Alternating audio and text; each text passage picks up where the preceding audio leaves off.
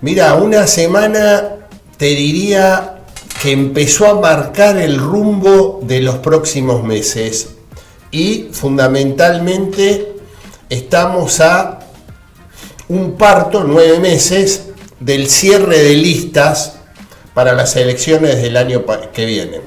Y me parece que fue una semana muy rica en eso. Fundamentalmente te diría lo que pasó ayer en La Plata. La aparición de ahora Kirchner, ya no Máximo, en el Club Atenas. Pero fundamentalmente, ¿sabés cuál es el tema, Karina? Creo que por primera vez la familia Kirchner asumió que empezó la competencia clara en el peronismo y que hay algunos sectores del kirchnerismo que quieren iniciar el post-kirchnerismo bajo el liderazgo de el gobernador de la provincia de Buenos Aires, Axel Kicillof. ¿Por qué digo esto? Porque ayer creo que fue claro. Ayer vi a un Máximo Kirchner teniendo que salir a contestar porque indudablemente empieza a haber un kirchnerismo crítico que empieza a plantear ser la etapa superior a Cristina y a Máximo Kirchner. Esto creo que lo que se visibilizó ayer va a tener consecuencias muy claras durante todo este último cuatrimestre del año y el año que viene. ¿Por qué? Porque lo que el Axel Kicillof manifiesta claramente que quiere ser el candidato del justicialismo en el año 2027. Pero para eso tiene que llegar con un volumen político y de liderazgo muy fuerte en el año 2025. ¿Y por qué te marqué que estamos a 9 meses del cierre de listas? Porque Axel Kicillof quiere manejar la lapicera. Quiere tener participación clara de armar la lista de diputados nacionales y diputados y senadores provinciales. Cosa que nunca había ocurrido. Esta era una decisión clara, concreta y concisa a partir del año 2011 de Cristina Fernández de Kirchner. Y esto es lo que se está en disputa en este momento. Por eso digo, es un dato muy, muy interesante, porque hoy, por primera vez, desde que Néstor Kirchner asumió el liderazgo, que lo continuó Cristina Fernández de Kirchner, es la primera vez que empieza a insinuarse una línea diferenciada de la familia Kirchner. Ya tengo llamados. Bueno. Al 114-161-4677 hay uno que tiene que ver con la primavera, ya lo leo en un ratito, es hermoso y viene con foto, pero hay otros que están relacionados con lo que usted dice. Mire, en este caso se llama Ramiro Grisé, con C de casa. Ramiro, gracias porque él hace toda una explicación que dice para que después no digas que no mando tu nombre. Que muy bien, gracias, me ayudas mucho. Dice, Amado Vudú, y dice, es un delincuente condenado y participó en el acto de Máximo Kirchner. Ya nada los avergüenza, se nos ríen en la cara, dice Ramiro. Pero hay otro mensaje que dice, le pregunta a usted, mire, la primera persona que lo interroga, mándame tu nombre. No me pusiste tu nombre, Anónimos no, dale. Yo se lo digo, pero mándame tu nombre. Me dice, ¿qué dice Carlos? Y le pone la manito así. Dice, ¿qué dice Carlos? Axel Kicillof pidió que haya un cambio generacional en el peronismo y la Cámpora le gritó en contra en un acto de Máximo Kirchner. ¿Cuándo fue eso? No, contanos cuándo fue lo que estás diciendo, Carlos. En el día de ayer, en Atenas, La Plata, estoy refiriéndome a ese acto, está claro que ahí es lo que vengo planteando. Se planteó claramente una diferencia en cuanto al liderazgo del kirchnerismo que indudablemente repercute en todo el peronismo. O sea, esto es un camino de ida, recién empieza. Lo que Axel Kicillof sabe perfectamente, Karina. Acá está el nombre, Francisco Layes. Muy bien, gracias por mandarme tu nombre. Si no, resulta anónimo y no es serio de nuestra parte leerlo. Gracias. Lo que sabe perfectamente Axel Kicillof, que si él quiere ser candidato a presidente de la República, tiene que ganarlo por méritos propios.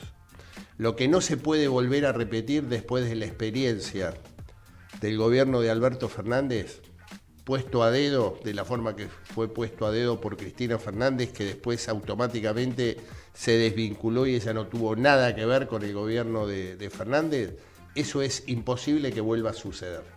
Entonces, en ese escenario se abre una nueva ventana política que ayer tuvo su lanzamiento y un Máximo Kirchner contestándole y su militancia de que no es necesario nuevas melodías, que la melodía ya está. O sea, esto me parece que esto recién empieza, sigámoslo con atención, porque claramente es una disputa muy, muy fuerte y que por vez primera Cristina Fernández de Kirchner empiezan a cuestionarle su liderazgo. Luis Omar Vivona le contesta a nuestro oyente y dice, fue claro, Carlos, tienen que, entre comillas, armar de nuevo y aceptar la realidad. Es lo que pasó ayer en el Club Atenas de La Plata. Gracias, Luis Omar, por contactarte. Y alguien que nos escribe bajo el nombre de Panchi dice, ¿cómo estaría hoy la provincia de Buenos Aires? Soy kirchnerista, confesa, así que es una señorita. ¿Cómo estaría hoy la provincia de Buenos Aires? Soy kirchnerista, confesa, si se hubiera dejado presionar por la Cámpora y Máximo Kirchner para poner a Insaurralde como el candidato. Mejor que los que no son kirchneristas, mejor que los que no son, no dice kirchnerista, bueno, algo quiso poner, mejor se callen. Entiendo que refiere al gobernador de la provincia. Sí, yo creo que los que no están con el gobierno. Quisilofista quisiste poner. Quisilofista, pero te salieron, como cuando yo escribo sin anteojos, te salieron todas las letras mezcladas. Yo lo que creo es que esto que estamos viendo en diferencias de interpretaciones, que bienvenido sea, es lo que está sucediendo y lo que se abrió ayer. O sea, la política hoy empieza a estar, digamos, tratando de empezar a construir nuevos liderazgos. Lo estamos viendo en el radicalismo. El próximo 5 de octubre hay interna en la provincia de Buenos Aires. O sea, empezás a ver un grado de evolución política partidaria muy fuerte, porque el verdadero problema que está teniendo hoy la oposición, la dialoguista, la no dialoguista, es que los liderazgos están totalmente, como lo venimos sosteniendo durante mucho tiempo, totalmente deflacionados. No están llegando a la sociedad. O sea, por eso digo, fue una semana muy rica, porque te empieza a plantear lo que se viene. Los próximos, digamos, 9 meses, donde también tenés que agregar en estas últimas horas la aparición de Francisco. Para la Argentina, más que Francisco, apareció Jorge Mario Bergoglio, digamos, con un discurso, te diría, de neto corte justicialista, de neto corte peronista, que también, digamos, repercutió fuertemente e inteligentemente, me parece. El gobierno nacional no emitió opinión. Creo que esto fue... hizo el vocero presidencial, sí, pero muy diciendo que se respetaba siempre lo que decía el Papa. Yo creo que es una decisión política, Karina, claro, sin de duda. No contestarle. Entiendo que el vocero no habla santidad. si no es a través del presidente de la Nación y me parece que, tal como usted dice, yo sin opinión digo, respondió ante la pregunta de un periodista en conferencia de prensa para refrescarlo, diciendo que la opinión del Papa siempre era valiosa, se llamaba la reflexión, sin embargo no había por qué coincidir con lo que dice el Papa, simplemente se lo respetaba, que es lo que usted dice. Tengo un mensaje más al 11 461 4677. Dice lo siguiente, Hernán Freites dice, dijo Máximo Kirchner en el acto de Atlanta, Digo bien Atlanta, ¿no? No, Atenas. Atenas, lo dije yo, está mal. Dijo que en el acto de Atenas, el veto es una facultad constitucional y hay que dejar de patalear. ¿Qué dice Carlos? ¿La vio? Pone. Yo creo que es así, o sea... La vio como diciendo que se acerca a Milei, ¿no? Sí. Que si te pone... No, yo creo que es verdad, es una institución que el presidente de la República tiene y fue utilizada. Yo te diría, Karina, hablando del veto, y también proyectando las próximas semanas, miremos con mucha atención la posibilidad del veto en el financiamiento educativo de universidades. Te diría que ese es un tema que hay que también seguirlo con mucho detenimiento, porque el primer gran acto contra políticas del gobierno se produjo en abril, cuando casi 1,5 millones de personas en todo nuestro querido país marcharon en defensa de la universidad pública. Te diría que este es un tema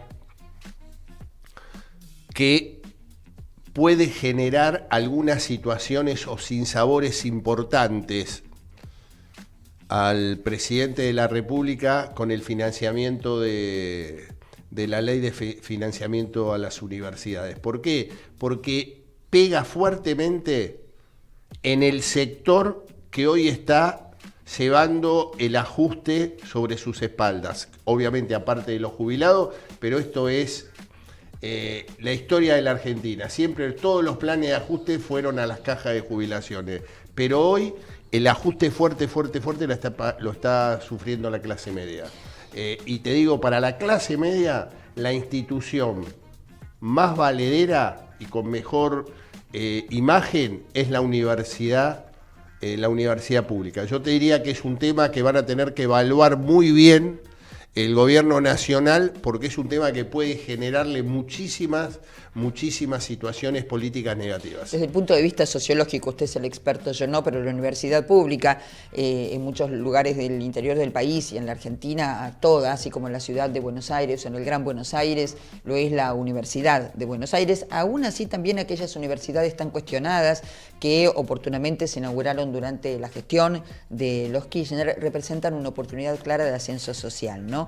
Aquella vieja cuestión de mi hijo el doctor que se perdió durante mucho tiempo, a partir de la universidad pública, es la que permite ese ascenso social que para muchos es inviable, con una realidad económica como la que vivimos desde hace mucho tiempo. Es la movilidad social que es el ADN de los sectores medios, o sea, esto es fundamental. Es muy notable, y recuerdo, todos debemos recordar, cuando antes de la marcha universitaria que se hizo parado aquí en el estudio en Futurar, Carlos decía, este puede ser un quiebre en el vínculo entre el gobierno y el gobierno nacional en cabeza de Milei y el común denominador de la clase media, y eso ocurrió. Milei debió dar un paso atrás frente a eso, un paso, no es que se volvió atrás, un paso. Obviamente, pero por eso pongo mucha atención a lo que usted dice, atención con el veto. El día lunes tuvimos oportunidad de compartir el noticiero del mediodía. Y yo en ese comentario editorial, en esa charla que tuvimos, yo te hablaba de luces amarillas para el gobierno de Milei. Para el gobierno. ¿Por qué? Porque estábamos analizando la aparición del presidente de la República en el Parlamento Nacional, en la Cámara de Diputados, la presentación del presupuesto. Y lo que te estaba diciendo en ese momento, esas luces amarillas, tenían que ver que había empezado a bajar su nivel de imagen. Específicamente en el conurbano bonaerense. O sea que el nivel de tolerancia social empieza a mermar. Digo, si a eso le agregás un tema muy arraigado en los sectores medios, como que es el tema universitario, el tema de la universidad pública y gratuita, yo te diría que va a tener que pensarlo bien el presidente, porque puede generarle muchísimos sinsabores.